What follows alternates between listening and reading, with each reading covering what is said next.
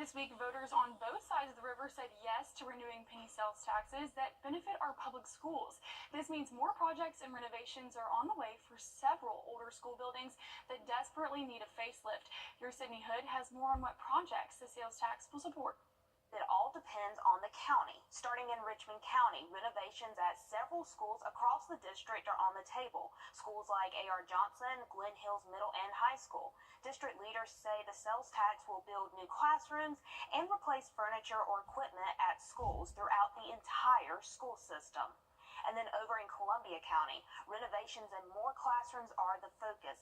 District leaders say they are looking to bring improvements to schools like Greenbrier, Grovetown, and Evans High School, as well as Grovetown Middle and Elementary School. Safety and security upgrades are also on the list for funding. And then across the river in Aiken County, district leaders say they're estimating to pour about $285 million into the district. Improvements to Silver Bluff High School, North Augusta Middle, and South Aiken High are just some of the big projects looking to get funded. And then again, this is an extension to the 1% tax voters said yes to in 2014. The money from that went to 5 projects improving schools like North Augusta High School and Aiken High School. And now that each district has the official yes vote, leaders say they expect to start projects soon. It's a phenomenon we've not witnessed in decades. Nearly half of the Richmond County Board. Georgia voters approved 3 measures relating to taxes and property values put on ballots statewide this week. Abby Kasoris explains who could benefit and how soon you could see relief. One of the ballot measures with the most support would cap property tax increases. According to the Department of Revenue, between 2018 and 2022, total assessed property values went up nearly 40%. You might have seen this on your Georgia ballot. Amendment 1 means the value of your home cannot increase more than the rate of inflation. The local governments and school boards can choose to opt out. Emory University professor Wrdw says some school districts couldn't weather these kinds of funding cuts. Half of Georgia's property tax revenue goes to fund the school systems, so it's a really key source of revenue, and so you can't afford maybe to have a decrease in the revenue for all of those people. But she believes people may choose to stay in their current homes longer. So it keeps it more affordable and more accessible to people. Referendum A would give business owners with property a chance to claim more on their exemption forms. It used to be $7,500, but at the start of next year, it'll be $20,000. A change that Ratcliffe says could help small business owners the most. If you talk to a small business owner, they will tell you a $7,500 doesn't account for very much. Maybe it accounts for a couch and 2 chairs, a table and a couple of chairs. The last measure, Constitutional Amendment 2, which narrowly passed with just over 50% of the vote. The state will create a Georgia tax court that will rule on tax disputes between businesses and the Georgia Department of Revenue. The judges will be appointed by the governor. In Atlanta, I'm Abby Kasoris. Rudy Giuliani was back in a New York federal court, this time involving his continuing issues with 2 Georgia poll workers from the 2020 election. It comes after a federal judge threatened to hold him. Tuesday was a good night for South Carolina Republicans, as the last several elections have been for the GOP in the Palmetto State. In addition to an easy victory for former President Donald Trump, Republicans picked off seats in the legislature that should help further conservatives' agenda at the state level. State House reporter Mary Green breaks those results down. On Tuesday, Republicans held on to the supermajority they gained 2 years ago in the South Carolina House of Representatives. And with results not yet certified by Wednesday, they also appeared to pick up a supermajority in the state Senate for the first time in 150 years. And it was the kind of enthusiasm that, quite frankly, Democrats just couldn't compete with. Headed into Tuesday, Republicans were just 1 seat shy of a 2/3 supermajority in the 46-member Senate. They had a strong night in the upper chamber, flipping as many as 4 seats these Democrats held, including one represented by longtime PD Senator Gerald Malloy. Things are changing, especially in some of those rural areas, and it gives us more opportunities to compete. Democrats say they invested, quote, unprecedented resources into these races, but believe support for Trump at the top of the ticket, as well as gerrymandering, hurt their candidates. These are not overwhelmingly Democratic seats.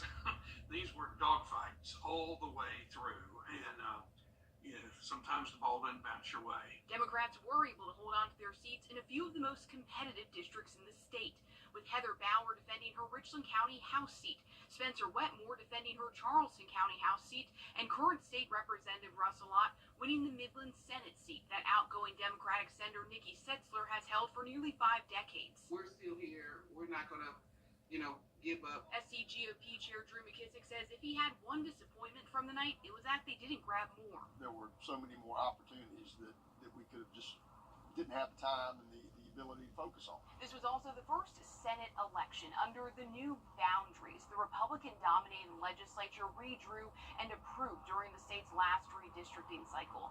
SCGOP Chair Drew McKissick says he doesn't want to downplay the role these new lines played in their success Tuesday night, but he says other factors like straight ticket voting were also important to them as well. Democrats, meanwhile, say they believe these new lines did play a big role in their losses. Reporting from the State House, I'm Mary Green.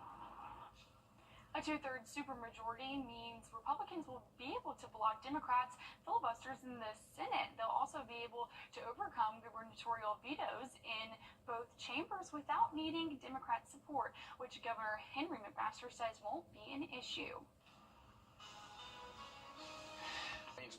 Tonight, clouds return, a 30% chance of rain after midnight, low 59 in Gibson. There's your extended forecast. That chance of rain tomorrow through early Monday morning is 40%. Veterans Day, hopefully a little sunshine for the afternoon. Your high Monday around 72. This is the view a Burke County man had from his property. Our I-team has been following the arrest of Jeremy Huffman that happened over 2 weeks ago. One of his neighbors took these photos the day before Huffman was arrested last month and charged for felony eavesdropping. Your I-team has your first look at the body cam video from previous incidents, and we're hearing from the group involved in this dispute. This viral Facebook Live is what landed 35-year-old Jeremy Huffman behind bars and charged with felony eavesdropping.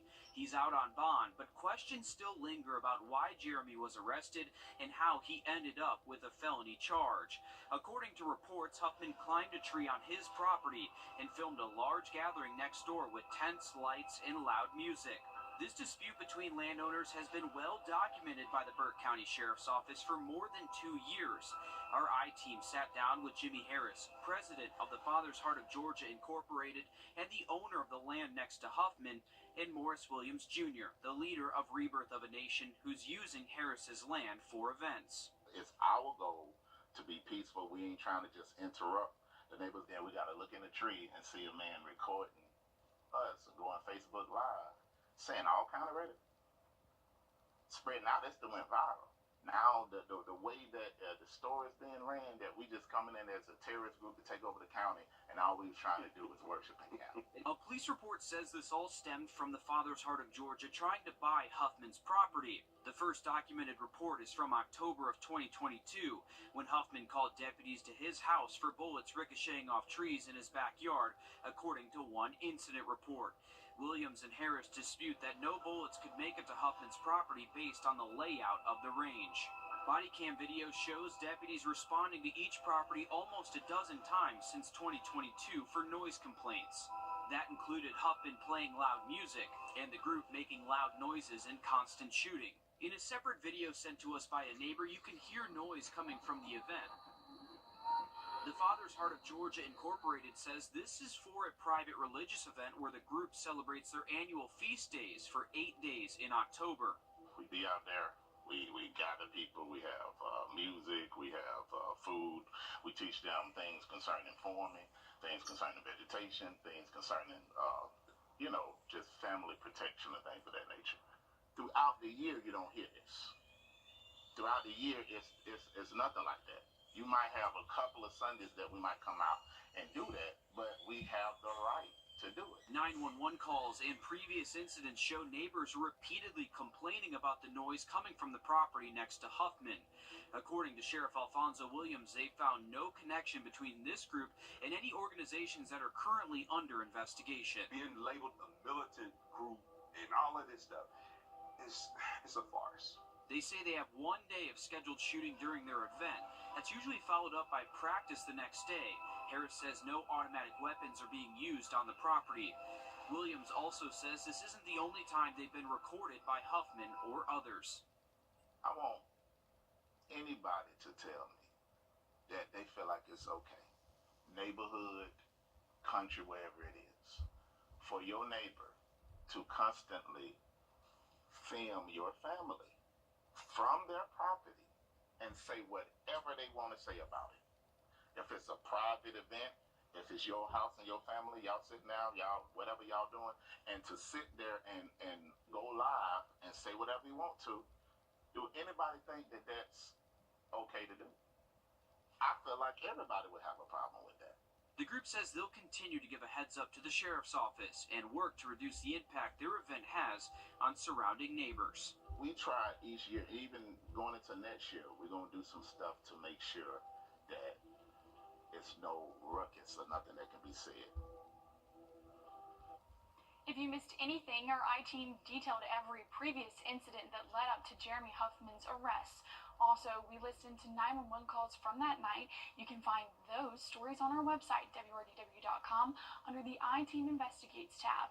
We're still continuing to follow Huffman's case. Another warm and muggy day out there on Friday. High temperatures are warm and muggy day out there on Friday. High temperatures around the area well above the average of 71. In fact, you hit the 80s in Sylvania with a high of 81. Our coolest weather in Washington, Daniel Field, and over toward Aiken, your high temperature is 77. It's a little bit cooler out there for today, but it'll be a whole lot cooler by the middle of the week. Another check on your forecast is coming up. Save big with